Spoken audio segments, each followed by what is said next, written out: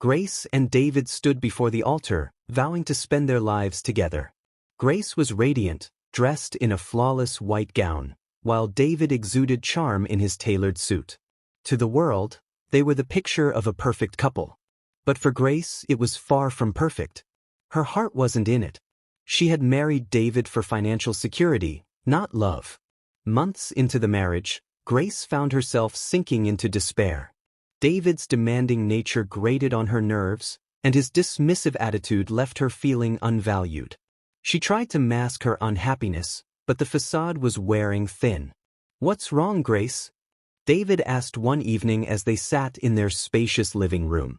"Nothing," she replied curtly, staring blankly at the television. But inside, she was screaming for an escape. Grace sat in her room, clutching her diary. In it, she penned her thoughts. "I never loved David. I married him for his money. He paid off my debts, funded my education, and renovated my parents' home. I thought I could learn to love him, but I was wrong. I feel trapped." David, oblivious to her inner turmoil, continued to provide for her needs. He worked tirelessly to ensure she had everything she desired, yet Grace felt suffocated. "You've been home all day," David said one morning. "Could you at least make breakfast?" Grace rolled her eyes. "I'm not your maid, David. Make it yourself." His frustration grew, but he chose to stay silent, hoping things would get better. The tension between Grace and David grew thicker by the day. Grace had stopped putting in any effort into the marriage. She no longer cooked, barely acknowledged David, and avoided any meaningful conversations. She spent most of her days scrolling through social media or creating content for her TikTok account, seeking validation from strangers online. David tried to address the situation. "Grace, is there something I've done wrong?" he asked one evening as they sat in silence during dinner. She shrugged, refusing to look him in the eye. "I don't feel like talking," she replied coldly. David sighed, his patience wearing thin. He loved her, but the growing distance between them left him feeling helpless. Deep down, Grace knew her behavior was unfair, but she didn't care. "If he gets tired enough, maybe he'll leave me," she thought. But David's resilience and refusal to fight back only fueled her frustration further. One evening, Grace met up with her best friend, Clara, at a cozy cafe. Clara had always been her confidant, someone she could vent to without fear of judgment. "I'm done with this marriage," Grace declared. Clara raised an eyebrow. "What's the problem this time?" Grace leaned forward, whispering, "I never loved David. I married him because he could solve my financial problems. Now that he has, I want out." Clara frowned. "Grace, that's not fair to him. Why not talk to him instead of trying to frustrate him?" Grace scoffed. "Talk? What good will that do? I need a solid reason to leave, something my family will support." Clara sighed. "Grace, you're playing a dangerous game. Be careful it doesn't backfire." Determined to make David leave her, Grace came up with a plan. She would make his life unbearable, hoping he would be the one to call it quits. She started by staying out late without explanation, refusing to communicate, and deliberately being disrespectful. One night, she returned home past midnight, reeking of alcohol. David was waiting for her in the living room. "Where have you been?" he demanded, his voice calm but firm. "Out," she replied nonchalantly, brushing past him. "Grace, this is unacceptable. You're my wife, and you need to act like it," he said, his frustration evident. Grace smirked. "If you don't like it, you can leave," she snapped. David stared at her, his jaw tightening, but he said nothing. Grace stormed off, satisfied that her plan was starting to take effect. Despite Grace's relentless efforts to push him away, David continued to treat her with kindness. He brought her flowers, made her favorite meals, and tried to engage her in conversations. But Grace saw his actions as weakness. "Why won't he just get angry and leave?" she thought in frustration. One evening, David surprised her with a romantic dinner. The table was set with candles, her favorite dishes, and a bottle of wine. "I just want to remind you how much I love you," he said softly. Grace rolled her eyes, barely touching her food. "This is pointless, David," she muttered. "You're wasting your time." David's face fell, but he remained calm. "Grace, I'm not giving up on us. I believe we can work through this. But Grace was unmoved. She was determined to end the marriage, no matter what. While running errands one afternoon, Grace bumped into an old friend, Tina, at a shopping mall. Grace. It's been ages, Tina exclaimed, hugging her tightly. They exchanged pleasantries, and Tina mentioned that she had started a makeup business. I've been doing so well, Tina said, showing Grace some of her work on her phone. Grace couldn't help but feel envious of Tina's independence. You should let me glam you up for an event someday, Tina offered. Grace smiled faintly. Maybe, she replied, though she had no intention of doing so. As they parted ways, Grace couldn't shake the feeling that Tina was living the life she wanted, free and independent. She resolved to accelerate her plans to escape her marriage. Grace decided to fabricate a story about domestic violence, knowing it would garner sympathy from her family and friends. She planned to stage an accident and claim that David had been abusive. Clara was horrified when Grace shared her plan. Grace, that's too far. You can't ruin a man's life like that, Clara protested. Grace shrugged. It's the only way my parents will support me. Otherwise, they'll think I'm being ungrateful. Clara tried to talk her out of it, but Grace was adamant. She began preparing her act, practicing tears in front of a mirror and rehearsing her story. David, oblivious to her schemes, continued to go about his routine. He remained hopeful that their marriage could be saved, but Grace's resolve to leave was stronger than ever. One evening, Grace pushed David to his limit. She deliberately broke a vase he cherished and accused him of being careless. "This is your fault," she yelled. David took a deep breath, trying to remain calm. "Grace, I've had enough. I can't keep doing this," he said, his voice trembling with emotion. For a moment, Grace thought her plan had worked. But instead of leaving, David suggested counseling. "Let's talk to a professional. Maybe they can help us," he pleaded. Grace scoffed. "I don't need counseling, David. I need freedom." David was stunned by her bluntness but didn't argue. "I love you, Grace, but I can't force you to stay if you don't want to. Let's take some time apart and think things through," he said quietly. Grace was taken aback. This wasn't the reaction she had expected. As Grace packed her bags, preparing to move out temporarily, she stumbled upon a box of letters in David's closet. Curiosity got the better of her, and she began reading them. They were love letters David had written to her before their marriage, expressing his hopes and dreams for their future together. Tears filled her eyes as she realized how deeply David had loved her.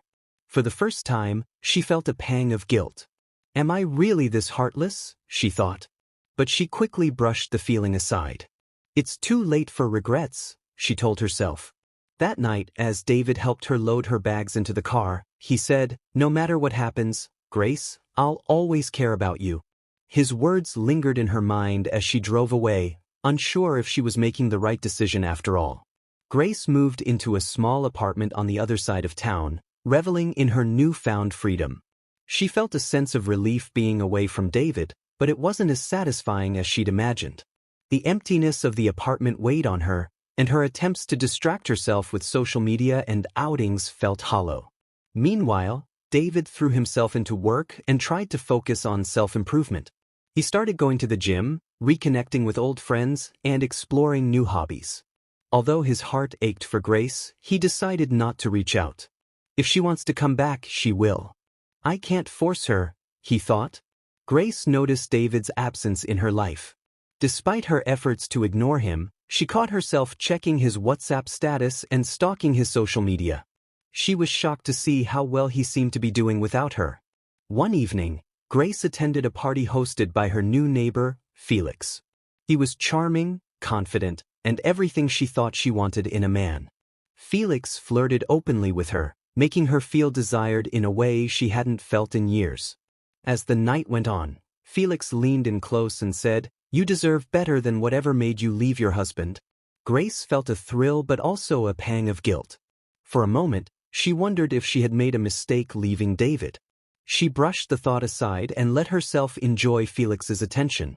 However, as the party ended and she returned to her empty apartment, she felt an overwhelming sense of loneliness. David's life took an unexpected turn when he met Anita, a colleague who had recently joined his company. Anita was kind, intelligent, and had a contagious energy that brightened David's days. They started spending time together, and David found himself smiling more often. Grace heard about Anita through mutual friends and was surprised by how much it bothered her. She told herself it was just jealousy, not love. He's moving on too fast, she thought bitterly, though she had no right to feel that way. Grace's fabricated story of domestic violence began to unravel when her parents visited her apartment unannounced. Her mother noticed that she seemed unbothered and questioned her claims. "Grace, if David was so abusive, why don't you seem afraid? Why didn't you file a police report?" Caught off guard, Grace fumbled for an explanation. Her parents exchanged concerned glances, realizing something was amiss. Later that evening, her father called David to hear his side of the story. David calmly denied the accusations and shared how he had tried to save their marriage. Grace's parents were disappointed but didn't confront her immediately. Instead, they decided to wait and see if she would confess the truth on her own. Felix, who had become a regular presence in Grace's life, started showing his true colors. He was controlling, dismissive of her feelings, and frequently flirted with other women in front of her. Grace began to realize that Felix wasn't the ideal man she had imagined. One evening, after an argument with Felix, Grace found herself crying alone in her apartment. She couldn't help but think of David and how he had always treated her with kindness and respect, even when she didn't deserve it. David and Anita's friendship deepened, but David was honest with her about his unresolved feelings for Grace. Anita appreciated his honesty and encouraged him to take his time. "If it's meant to be, it will happen," she said with a reassuring smile. Meanwhile, Grace began attending therapy at Clara's urging. In her sessions, she confronted her insecurities, her childhood traumas, and the reasons behind her actions.